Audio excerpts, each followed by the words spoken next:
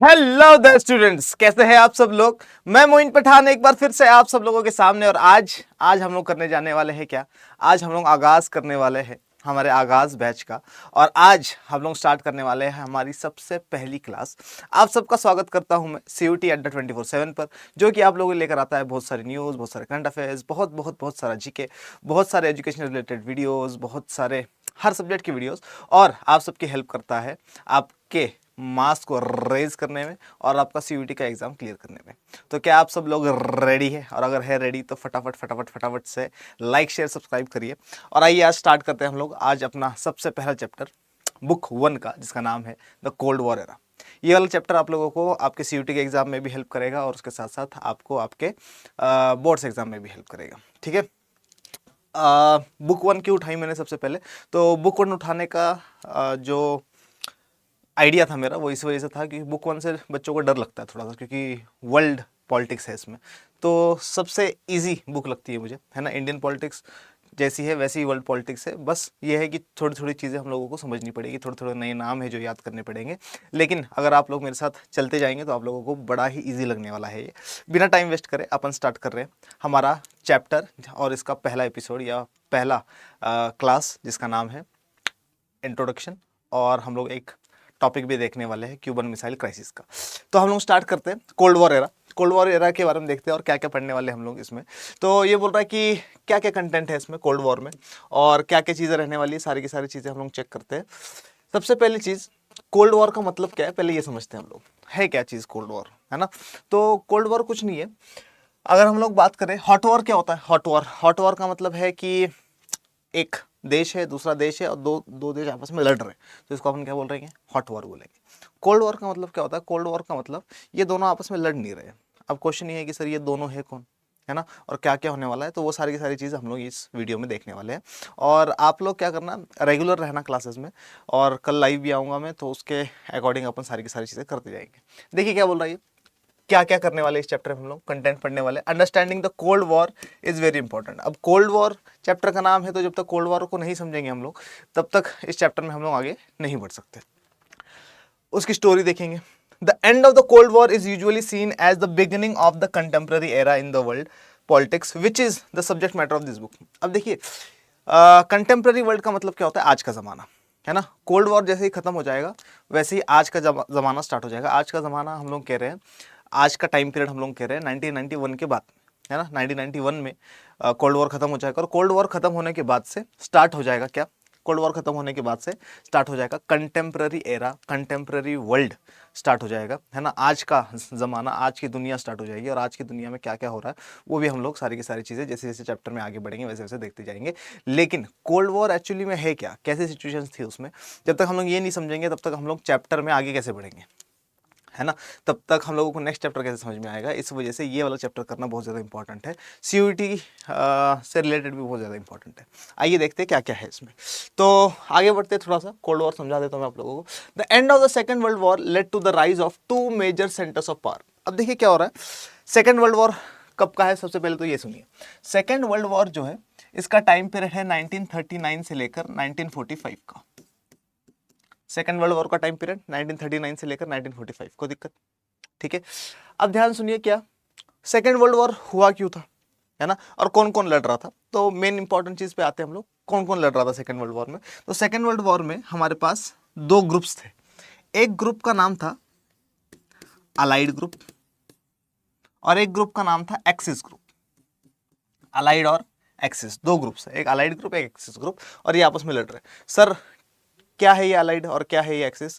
तो देखिए क्या है, अलाइड ग्रुप में हमारे पास कुछ कंट्रीज है, एक्सिस ग्रुप में हमारे पास कुछ कंट्रीज है, और दोनों आपस में लड़ेगी, ठीक है। अलाइड ग्रुप में हमारे पास कौन कौन है? तो अलाइड ग्रुप में हमारे पास है यूनाइटेड किंगडम, जिसको हम लोग क्या बोलते हैं? यूके कहते हैं, हाँ कि ना। इसके साथ साथ हमारे पास कौन है? हमारे पास इसमें है अलाइड ग्रुप में क्या नाम है? फ्रांस है। हमारे पास और कौन है? हमारे पास बहुत सारी यूरोपियन कंट्रीज है, लेकिन हम इंपॉर्टेंट लेते हैं। एक हमारे पास है यूएसएसआर। अब क्वेश्चन है ये कि यूएसएसआर क्या है सर? तो यूएसएसआर के बारे में समझो। यूएसएसआर क्या है? यूएसएसआर भी ग्रुप ऑफ कंट्रीज है ना। क्या सर ये ग्रुप अलग ये ग्रुप अलग? हाँ, ये बहुत इंपॉर्टेंट चीज है यूएसएसआर। यूएसएसआर है क्या एक्चुअली में? यूएसएसआर जो है, इसकी फुल फॉर्म बाद में बताता हूं, पहले समझो कि यूएसएसआर है क्या। यूएसएसआर रशिया और रशिया के साथ साथ 14 और कंट्रीज को मिलाकर बनता है। रशिया प्लस 14 कंट्रीज को मिलाकर क्या बनता है? यूएसएसआर बनता है। अब यूएसएसआर की फुल फॉर्म क्या है? यूएसएसआर की फुल फॉर्म है union of Soviet socialist Republic. ये है रशिया, ये है यूएसएसआर। मतलब रशिया रशिया होने से पहले यूएसएसआर था, है ना। 1991 के बाद रशिया बन जाएगा, ठीक है। यूएसएसआर बना कब? तो यूएसएसआर 1921-22 के आसपास बना है, ठीक है। और इसमें यूएसएसआर में ये जो 14 कंट्रीज है, इसमें से 7 कंट्रीज यूरोपियन कंट्रीज है और 7 कंट्रीज कौन सी? एशियन कंट्रीज है, ठीक है। तो 7 यूरोपियन कंट्रीज है इसमें, और हमारे पास 7 क्या है? एशियन कंट्रीज है। मतलब टोटल हमारे पास टोटल अगर हम लोग देखें तो 15 कंट्रीज है। अगर 15 कंट्रीज के हिसाब से देखें तो 8 यूरोपियन कंट्रीज हो जाती है हमारे पास और 7 एशियन कंट्रीज होती है, ठीक है। अब कौन सी एशियन कंट्रीज है? तो जितने भी स्तान कंट्रीज है, मतलब किर्गिस्तान, उज्बेकिस्तान, ताजिकिस्तान, ठीक है, उज्बेकिस्तान, ये सारी की सारी कंट्रीज आ जाएगी इसमें, ठीक है। अगर हम लोग बात करें किसकी, यूरोपियन कंट्रीज कौन सी है, तो बेलारूस है, इथोपिया है, लातविया है, लिथुआनिया है। तो ये सारे के सारे कंट्रीज मिलकर एक ग्रुप बनता है जिसका नाम है यूएसएसआर, ठीक है। और यूएसएसआर को ही सोवियत यूनियन भी बोला जाता है। अब यूएसएसआर बोलने की बजाय या union of Soviet socialist Republic बोलने की बजाय हम लोग इसको सोवियत यूनियन भी बोलते हैं। सोवियत यूनियन मैं दिखाऊंगा आप लोगों को, सोवियत यूनियन, टेंशन मत लीजिए उसका, बस ये समझिए कि क्रक्स क्या है इसका, है ना। तो हमारे पास 3 बड़ी कंट्रीज है, यूनाइटेड किंगडम, फ्रांस, यूएसएसआर, बाकी हम लोग नहीं ले रहे, ठीक है। और भी बहुत सारी कंट्रीज है, छोटी इंपॉर्टेंट ये 3 है, ठीक है। और अगर आप लोगों को ध्यान हो थोड़ा सा तो टाइम पीरियड देखो क्या है वर्ल्ड वॉर का, 1939 से 1945, मतलब अभी तक इंडिया इंडिपेंडेंट भी नहीं हुआ है, आगे ना। और उस टाइम पीरियड में जब इंडिया इंडिपेंडेंट नहीं था तो इंडिया किसका गुलाम था? यूनाइटेड किंगडम का। इसका मतलब यूनाइटेड किंगडम और फ्रांस 2 ऐसी पावर्स थी जिन्होंने लगभग आधी दुनिया पे या पूरी दुनिया पे कब्जा कर रखा था, है ना। जैसे इंडिया पे किया था वैसे श्रीलंका में भी किया था, है ना। वैसे ही साउथ ईस्ट एशिया में भी किया था, वैसे ही अफ्रीका में भी किया था, वैसे ही अमेरिकाज में भी किया था, हाँ कि ना। तो ये सारा चीज़ चल रहा है। अलाइड ग्रुप में हमारे पास ये 3 है, ठीक है।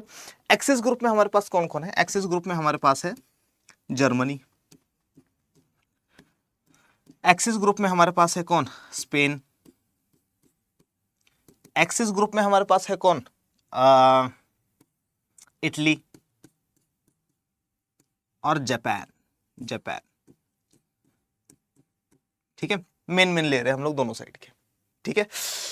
अब ध्यान सुनो, यूनाइटेड किंगडम और फ्रांस दोनों की दोनों इस टाइम पीरियड में सुपर पावर है, मैंने बता दिया आप लोगों को। यूएसएसआर नहीं है क्या? उस लेवल का नहीं है। क्यों? क्योंकि इन दोनों के पास पैसा बहुत है ना। इंडिया से पैसा ले लेकर ब्रिटिशर्स कहाँ लेकर जाते थे? इंग्लैंड में ही तो लेकर जाते थे, मतलब इंग्लैंड के पास पैसा बहुत ज़्यादा है ना। फ्रांस ने भी बहुत सारे कंट्रीज के ऊपर क्या करा था? कब्जा किया था, और कब्जा करने के बाद बहुत सारा पैसा कहाँ जाता था? फ्रांस में जाता था। तो फ्रांस और यूके की इकोनॉमी जो थी वो बहुत ज़्यादा थी, इतनी ज़्यादा थी कि इनके लेवल का कोई दूसरा बंदा नहीं था, ठीक है। अब तुम लोग क्वेश्चन पूछोगे सर यूएसए नहीं है, यूनाइटेड स्टेट्स ऑफ अमेरिका, ये भी तो होना चाहिए कहीं, है कहाँ है? यूएसए यहाँ है।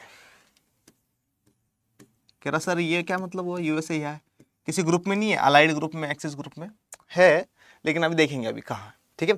अच्छा, उससे पहले ध्यान से सुनो, अगर हम लोग बात करें कि अलाइड और एक्सिस ग्रुप की ये जो वर्ल्ड वॉर चल रही है, ठीक है, तो इस किस बेसिस पे चल रही है ना, और क्या चाहते हैं? देखो, ये वॉर अगर हम लोग देखा जाए तो आइडियोलॉजिकल वॉर है। कैसी वॉर है? आइडियोलॉजिकल वॉर है। अब आइडियोलॉजिकल वॉर का क्या मतलब है? कि आइडियोलॉजी के लिए लड़ रहे हैं। आइडियोलॉजी के लिए मतलब ये लोग लड़ रहे हैं, अलाइड पावर्स वाले, डेमोक्रेसी पूरे दुनिया में एस्टेब्लिश करने के लिए, और डेमोक्रेसी एस्टेब्लिश करने के लिए इनको रोकना जरूरी है। और एक्सिस ग्रुप वाले लड़ाई कर रहे हैं किसके लिए? इनकी आइडियोलॉजी क्या है? इनकी आइडियोलॉजी है फैसिज्म, नाजिज्म, ठीक है। इनका क्या कहना था?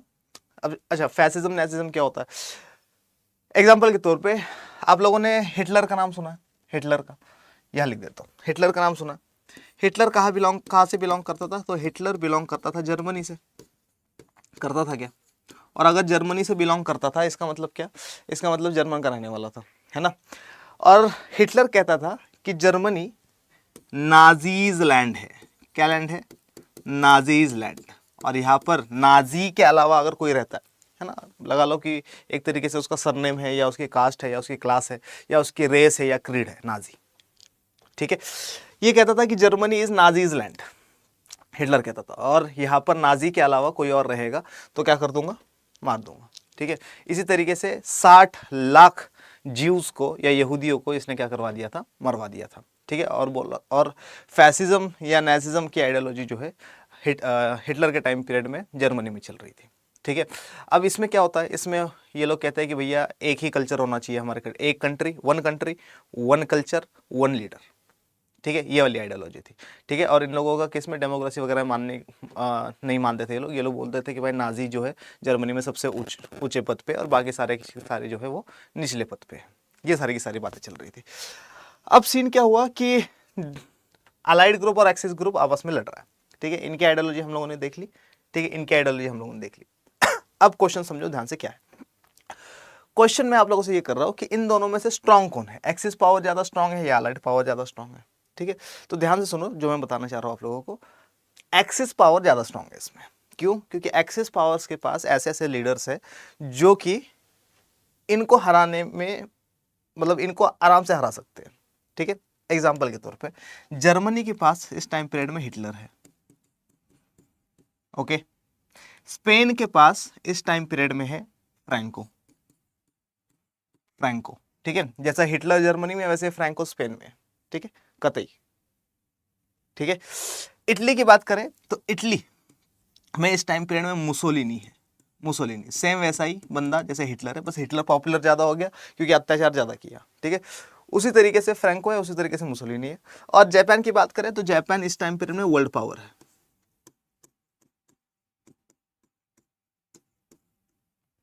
ठीक है। और ये इन लोगों के पास पूरा के पूरा इतनी पावर है कि इनको आराम से हरा सके। अच्छा सर, आपने यूएसए का रोल नहीं बताया, यूएसए का क्या रोल है? तो यूएसए का रोल ध्यान से सुनो क्या है। यूएसए कर रहा है बिजनेस, पैसा पैसा, मतलब यूएसए वेपन्स बना रहा है, आर्म्स बना रहा है, एम्यूनेशंस बना रहा है, गन्स बना रहा है, गन पाउडर बना रहा है, एक्सेट्रा एक्सेट्रा। और दोनों को बेच रहा है, इसको भी बेच रहा है, इसको भी बेच रहा है। आए कि नहीं आए समझ? दोनों को क्या कर रहा है? दोनों को आर्म्स एंड एम्यूनेशंस बेच रहा है। अब ध्यान सुनो हो क्या रहा है। जैसे यूएसए क्या कर रहा है? इसको और इसको बेच रहा है चीजें, ठीक है। अब जापान को पता लग जाता है कि यूएसए क्या कर रहा है, यूएसए गड़बड़ कर रहा है, ठीक है। और जापान क्या करता है? जापान 1941 में पर्ल हार्बर पे, यूएसए में एक जगह है जिसका नाम है पर्ल हार्बर। पर्ल हार्बर पे क्या करता है? पर्ल हार्बर पे एक बॉम्ब गिरा देता है। जापान क्या करता है? यूएसए के पर्ल हार्बर पे एक बॉम्ब छोड़ देता है, जिससे यूएसए में बहुत सारे लोग मर जाते हैं, ठीक है, और बहुत सारा नुकसान होता है यूएसए का। अब यूएसए को लगता है कि भैया गड़बड़ गड़बड़ कर दी इसने, जापान को बस ये नहीं करना चाहिए था, ठीक है। यूएसए ने बोला कि मुझे क्यों तोड़ा, मैंने क्या किया था, ठीक है। जापान कहता है कि भैया तू दोगलापंती कर रहा है, इधर भी बिजनेस कर रहा है उधर भी बिजनेस, तू तो चाहता है कि वॉर बना रहे, ठीक है, शांतता नहीं चाहता। हमें तो लगता था कि तू शांतता चाहता है, पीस चाहता है, ठीक है, तू बिजनेस कर रहा है। जापान ने बॉम्ब फोड़ दिया। अब जैसे ही जापान ने बॉम्ब फोड़ दिया वैसे ही यूएसए शिफ्ट हो जाता है कहाँ पर? यहाँ पर। तो यहाँ पर चौथा बंदा कौन आ गया? United States of America. आया कि नहीं आया समझ? आ गया, पक्की बात है, 100%। अब ध्यान सुनो क्या बता रहा हूँ तुम लोगों। अलाइड पावर एक्सिस पावर के बीच में लड़ाई हो गई। अब जीतेगा कौन, ठीक है, और कैसे जीतेगा वो देखते हैं हम लोग। जीतेगा कौन? जीतेंगे अलाइड पावर्स वाले। कह रहे सर क्यों अलाइड पावर्स क्यों जीती, एक्सेस पावर क्यों नहीं जीती? दो रीजन है इसके, बताता हूँ आराम से। लेकिन सबसे पहले ये चीज याद रखो कि अलाइड पावर जो है ये जीते थे, देवन, ठीक है। एक्सिस पावर नहीं जीती, ठीक है, एक्सिस पावर हार गई। अगर एक्सिस पावर ना हारती तो हो सकता था कि हिटलर वर्ल्ड लीडर बन जाता, ठीक है, और हिटलर की आइडियोलॉजी चल जाती, ठीक है, नाजिज्म फैसिज्म। लेकिन ऐसा हुआ नहीं, डेमोक्रेसी चल गई पूरी की पूरी दुनिया में। अच्छा, अलाइड पावर जीतती कैसी है, कैसे जीतती है वो बताते हैं। अब देखो ध्यान से, पहले तो क्या हो रहा था, allied power axis power USA से वेपन्स खरीद रहे थे, है ना। अब तो पूरी की पूरी दुकान आ गई इनके पास, नहीं आई क्या? अब वेपन्स वगैरह बहुत सारे हो गए इनके पास, अलाइड ग्रुप के पास, और अब यूएसए खुन्नस में लड़ाई लड़ेगा इन लोगों के साथ। ठीक है, अब ध्यान सुनो होता क्या, मैं थोड़ा सा आगे आगे ले चलता हूँ आप लोगों को, यहाँ पर दिखाता हूँ मैं। अब हो क्या रहा है, ध्यान से सुनो। हो क्या रहा है, एक तरफ यूएसए है, एक तरफ यूएसएसआर है, एक तरफ अलाइड ग्रुप है, एक तरफ एक्सिस ग्रुप है ना। होता क्या है, मान लो कि ये जर्मनी है, जर्मनी, ठीक है, और यहां पर क्या है हमारे पास, यहां पर हमारे पास मान लो फ्रांस, फ्रांस, ठीक है। अब ये कौन से ग्रुप को बिलोंग करता है, अलाइड को, ये कौन से ग्रुप को बिलोंग करता है, एक्सिस को, है ना। जर्मनी और फ्रांस के बीच में लड़ाई होने लग गई, और हिटलर इस लड़ाई को लड़ रहा था। हिटलर की आर्मी ने फ्रांस का काफी हिस्सा जो है वो जीत लिया था, ठीक है। जर्मनी को लगता है कि भैया यहाँ तो जीत ही रहे हम लोग, वेस्ट साइड में, ईस्ट साइड में भी जीत लेते हैं। मतलब क्या, यहां पर यूएसएसआर है, ठीक है, बीच में थोड़ी यूरोपियन कंट्रीज है, लेकिन मैं एक समझाने के लिए, यहां पर यूएसएसआर है, ठीक है। हिटलर ने क्या करा, यहाँ पे हिटलर बैठा हुआ है, हिटलर ने क्या किया, हिटलर ने यहाँ पे अटैक करना स्टार्ट कर दिया, ठीक है, बॉर्डर्स पे अटैक करना स्टार्ट कर दिया, बॉर्डर वाला इलाका जीतने लग गया और आगे बढ़ने लग गया, ठीक है। लेकिन हिटलर को ये नहीं पता था कि यहाँ पर जो बंदा बैठा हुआ है यूएसएसआर में, वो हिटलर का भी बाप है। कह रहे सर ऐसा कौन बंदा है जो हिटलर का भी बाप है ना, कहते हैं ना क्या, हर शेर के ऊपर एक सवा शेर बैठा होता है, तो एक सवा शेर बैठा हुआ है यहाँ पर, जिसका नाम है जोसेफ स्टालिन। क्या नाम है, जोसेफ स्टालिन। अभी जोसेफ स्टालिन कौन बंदा है, जोसेफ स्टालिन यूएसएसआर का हेड है इस टाइम पीरियड में, है ना, ये लगा लो प्रेसिडेंट टाइप है, ठीक है, मिलिट्री रूलर भी है ना, कम्युनिस्ट पार्टी का हेड भी है, बहुत सारी चीजें। ये स्टार्टिंग में तो कहता है कि यार शायद बॉर्डर्स के ऊपर दंगे हुए होंगे, ऐसा हिटलर दो साइड में लड़ाई नहीं करेगा, लेकिन हिटलर क्या करता है, ब्लंडर करता है, क्या, दोनों साइड में लड़ाई करता है एक साथ। यहाँ तो जीत रहा था इसलिए यहाँ पर लड़ाई करना स्टार्ट करता है, लेकिन यहाँ पर बैठा हुआ है कौन, जोसेफ स्टालिन। और जोसेफ स्टालिन क्या करता है, जोसेफ स्टालिन अपनी आर्मी को भेजता है, इसकी आर्मी का नाम है रेड आर्मी, रेड आर्मी। अभी ये रेड आर्मी क्यों नाम है ये भी बताऊंगा मैं तुम लोगों को, लेकिन अभी जरूरत नहीं है। जोसेफ स्टालिन क्या करता है, जोसेफ स्टालिन अपनी रेड आर्मी को भेजता है और कहता है भैया क्या, मारो इनको, है ना। इसकी रेड आर्मी इतनी खतरनाक थी, इतनी खतरनाक थी कि यहाँ से हिटलर की आर्मी को मार मार के जर्मनी तक पहुंचा देती है। जर्मनी की यहाँ पर कैपिटल है, जर्मनी की यहाँ पर कैपिटल है जिसका नाम है बर्लिन। सुना है, सुना होगा, है ना, वो देखा होगा ना मनी हाइस्ट, तो उसमें सुना होगा, ठीक है। बर्लिन है, बर्लिन, बर्लिन कैपिटल। तो ये जो रेड आर्मी होती है, ये इनको मार मार के वापस ले जाती है, और ले जाके कहाँ तक पहुंच जाती है, बर्लिन तक पहुंच जाती है। और बर्लिन में जो इनका पार्लियामेंट होता है, क्या होता है इनका पार्लियामेंट, इनके पार्लियामेंट का नाम है, जर्मनी के पार्लियामेंट का नाम है रीस्टैग। क्या नाम है, ठीक है, स्पेलिंग देख लेना भैया, ठीक है, रीस्टैग नाम होता है इनके पार्लियामेंट का।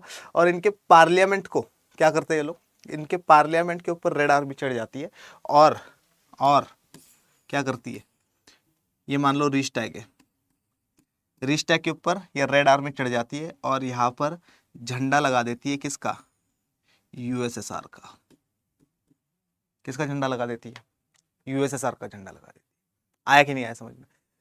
तो ये चीज हो रही है एक तरफ, ठीक है, मतलब हिटलर को हरा देता है कौन, स्टालिन, ठीक है, पहली चीज। इसके बाद फिर हिटलर जो है सुसाइड कर लेता है, ऐसा बोला जाता है। कई लोग कहते हैं कि हिटलर नहीं था जिसने सुसाइड किया, लेकिन मेनली माना यही जाता है कि हिटलर था, और हिटलर ने क्या कर दिया, सुसाइड कर दिया, और हिटलर की कहानी यहाँ पर खत्म हो गई, ठीक है, सरेंडर कर देता है हिटलर और बाद में सुसाइड कर लेता है, ठीक है। एक तो ये कहानी होगी। दूसरा क्या, दूसरी तरफ यूएसए जो है, इसको भी तो बदला लेना है, किससे, जापान से।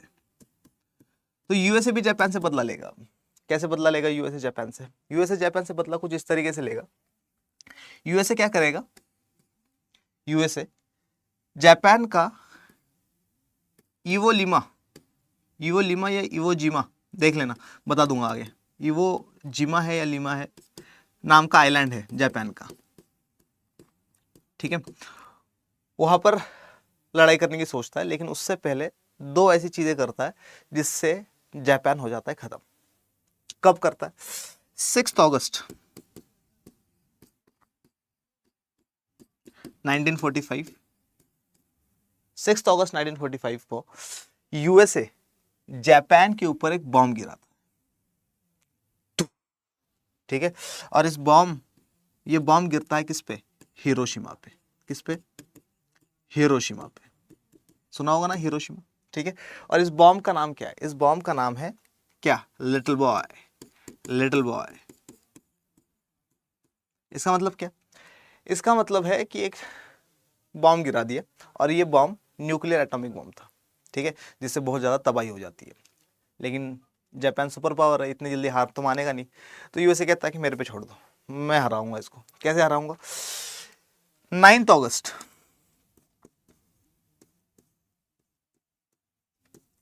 1945, 3 दिन बाद, ठीक है। बहुत तबाही मचा चुका है हिरोशिमा में, कौन? Little boy. लेकिन अब 9 अगस्त 1945 को यूएसए पर्ल हार्बर का बदला लेने के लिए दूसरा बॉम्ब फेंक देगा, जिसका नाम है दूसरा बॉम्ब फेंक देगा एक और शहर पे, जिसका नाम है नागासाकी। नागासाकी। तो पहला बॉम्ब कहाँ फेंका था? हिरोशिमा पे। दूसरा बॉम्ब कहाँ फेंका? नागासाकी पे। और ये जो दूसरा बॉम्ब गिरेगा, ठीक है, इस दूसरे वाले बॉम्ब का नाम क्या? पहले वाले बॉम्ब का नाम क्या था? Little boy. दूसरे वाले बॉम्ब का नाम क्या? दूसरे वाले बॉम्ब का नाम है क्या? फैटमैन, है ना, उससे भी ज़्यादा खतरनाक, ठीक है। क्या नाम है? फैटमैन। और ये फैटमैन के गिरते ही जापान जो है वर्ल्ड मैप से गायब हो जाता है। लोग ढूंढ रहे हैं, अरे जापान का है, जापान का है, मिल नहीं रहा, ठीक है। इसका मतलब क्या हो रहा है? इसका मतलब जापान अब सरेंडर करेगा, ठीक है। और ये जो यूवोजिमा था शायद, है ना, पक्का याद नहीं आ रहा, लीमा है या जिमा है, देख लेंगे अभी, आप आगे आएगा। तो यूवोजिमा आइलैंड के ऊपर, ठीक है, कौन जाता है? यूएसए जाते हैं। और यूएसए यूवोजिमा पे अपना फ्लैग लगा देते हैं। और मतलब मेन कारण अलाइड ग्रुप के जीतने का क्या था? अलाइड ग्रुप के जीतने का मेन कारण था क्या चीज़? यूएसए का उनकी टीम में आना, ठीक है। इसका मतलब अब यूएसए ने जापान को हरा दिया और यूएसएसआर ने हिटलर को हरा दिया, यानी जर्मनी को हरा दिया, और दोनों ने सरेंडर कर दिया। एक्सिस ग्रुप हार जाता है, अलाइड ग्रुप जीत जाता है। क्या सर? यूके और फ्रांस के पास पैसा बहुत ज़्यादा था, तो वॉर में पैसा लगता है, तो बहुत ज़्यादा पैसा लगा रहे थे, जिसकी वजह से यूके यानी कि यूनाइटेड किंगडम यानी कि इंग्लैंड और यूके और कौन दूसरा? यूके और क्या नाम है उसका? फ्रांस। ये दोनों के दोनों जो है, इनकी इकोनॉमी खराब हो जाती है। इनकी क्या हो जाती है? इकोनॉमी खराब हो जाती है, पैसा खत्म हो जाता है। और इसी वजह से हम लोग देखते हैं कि जब वर्ल्ड वॉर खत्म हो जाता है 1945 के बाद, तो 1945 के बाद वर्ल्ड वॉर खत्म होने के बाद धीरे धीरे जितने भी कंट्रीज थी जिसके ऊपर फ्रांस का और इंग्लैंड का कब्जा था, वो इंडिपेंडेंट होनी स्टार्ट हो जाती है। क्यों? क्योंकि इनके पास पैसा नहीं है अब उनको संभालने का, है ना। खास करके इंडिया जैसी कंट्री, जो कि इतनी बड़ी कंट्री है, उसका एडमिनिस्ट्रेशन चलाना इतना आसान नहीं था, ठीक है। तो पैसों के हिसाब से चलाते थे, अब पैसा ही नहीं है, कम हो गया, लड़ाई में खर्च हो गया सारा के सारा। तो इस वजह से फिर हम लोगों को क्या करता है, आज़ादी मिलने में भी हम लोगों को, इंडिपेंडेंस मिलने में हम लोगों को आसानी हो जाती है, ठीक है। तो ये सारी की सारी चीज़ें चल रही थी, ठीक है। अब सबसे इंपॉर्टेंट चीज़ सुनो, वर्ल्ड वॉर से या वर्ल्ड वॉर टू से हुआ क्या? वर्ल्ड वॉर टू से 2 सुपर पावर निकल के आए, एक यूएसए और दूसरा यूएसएसआर। दोनों एक ही ग्रुप के बंदे, आगे ना, यूएसए भी उसी ग्रुप का, यूएसएसआर भी उसी ग्रुप का। लेकिन क्वेश्चन ये है कि दोनों में से तगड़ा कौन है? समझ में आया नहीं है? अब सीन क्या है, इन दोनों में कंपटीशन स्टार्ट हो गया 1945 के बाद। वर्ल्ड वॉर टू तो 1945 में खत्म हो गया, और इसके बाद वर्ल्ड वॉर टू खत्म होने के बाद यूएसए और यूएसएसआर के बीच में कंपटीशन स्टार्ट हो जाएगा।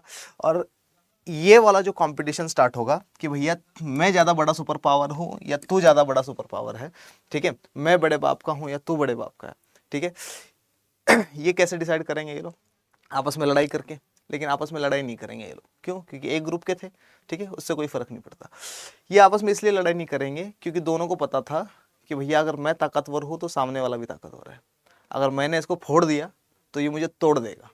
समझ में आया नहीं आया? ठीक है। और इसी वजह से ये दोनों आपस में कभी लड़ाई नहीं करेंगे। और इन दोनों के बीच का जो कंपटीशन है, इन दोनों के बीच का जो कंपटीशन है इसी को हम लोग बोलते हैं क्या, कोल्ड वॉर। क्या बोलते हैं इसको हम लोग, कोल्ड वॉर।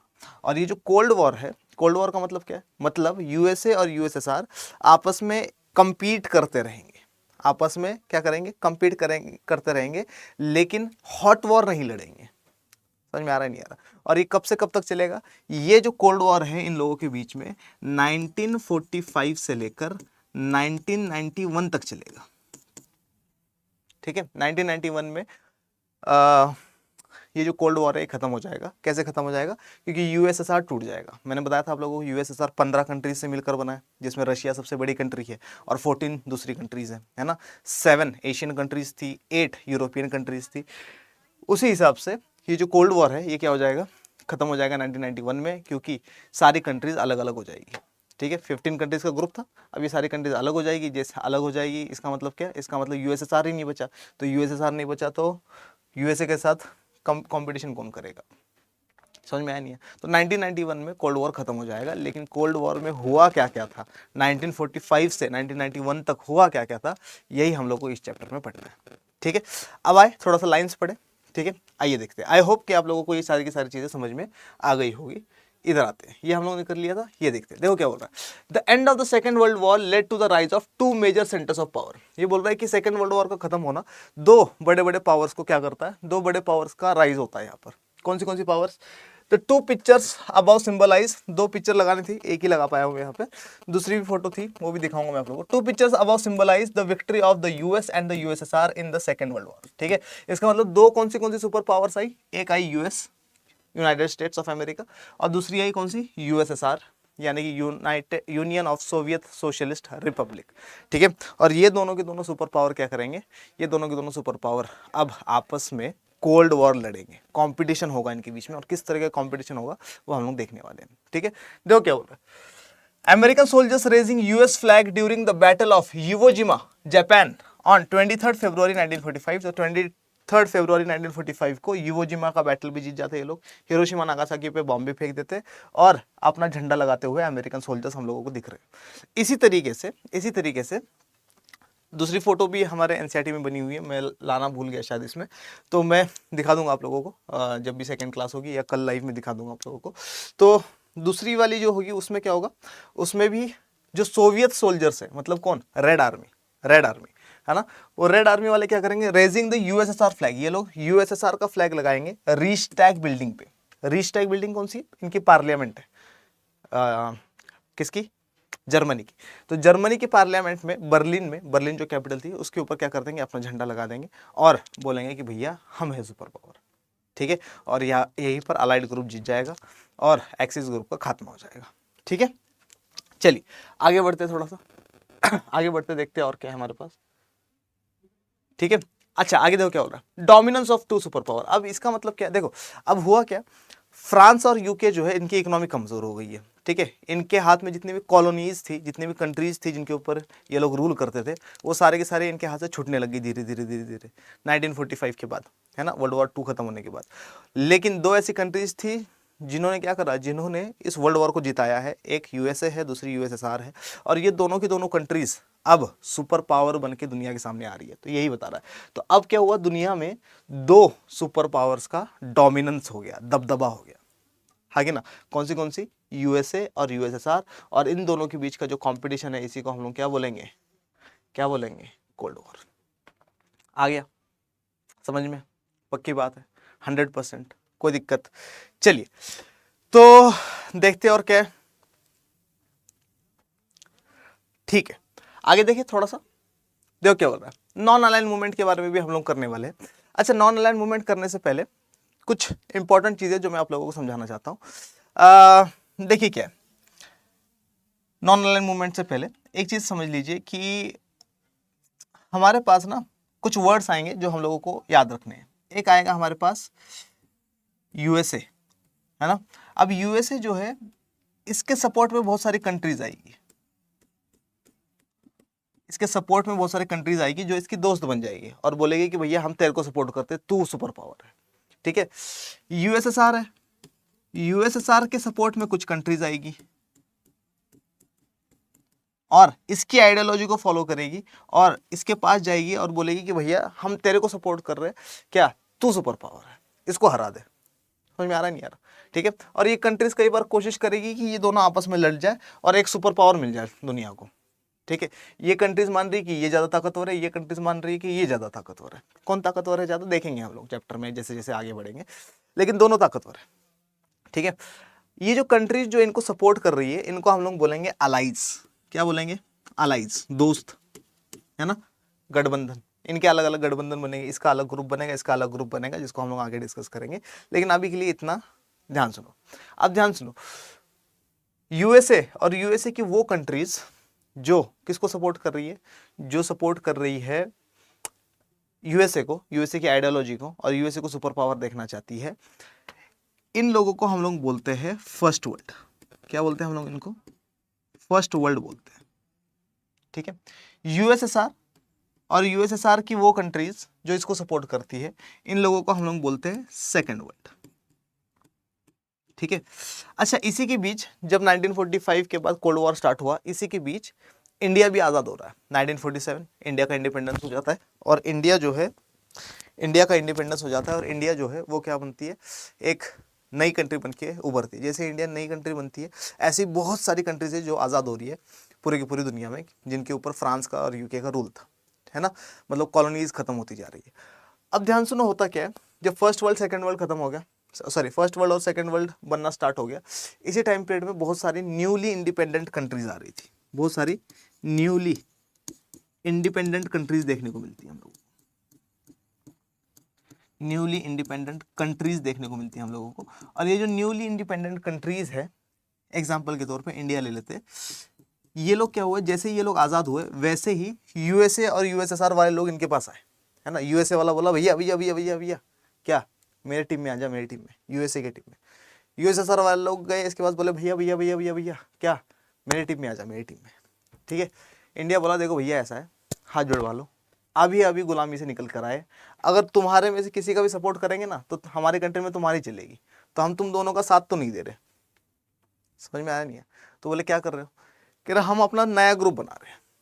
इंडिया वाले क्या बोलेंगे, है ना, खासकर इंडिया वाले, मतलब इंडिया में प्राइम मिनिस्टर इस टाइम पीरियड में जवाहरलाल नेहरू है, और जवाहरलाल नेहरू बोलेंगे कि भैया ना तो हम यूएसए का साथ देंगे, ना तो हम यूएसएसआर का साथ देंगे, और हम अपना नया ग्रुप बनाएंगे न्यूली इंडिपेंडेंट कंट्रीज का, और इस ग्रुप का नाम होगा क्या, नैम।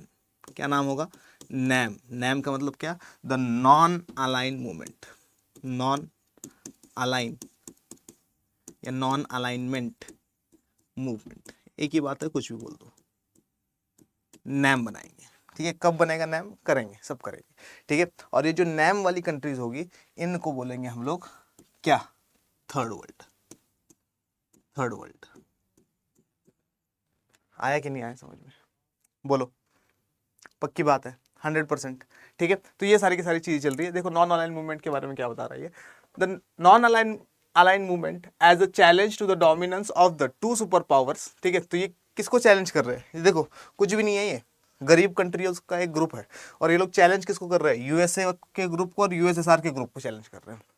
हां ना, देखो क्या बोल रहा है, NAM as a challenge to the dominance of the two superpowers and describes the attempts by the non-aligned countries to establish the new international economic order as a means of attaining economic development and political independence। ठीक है, तो इन्होंने क्या बोला?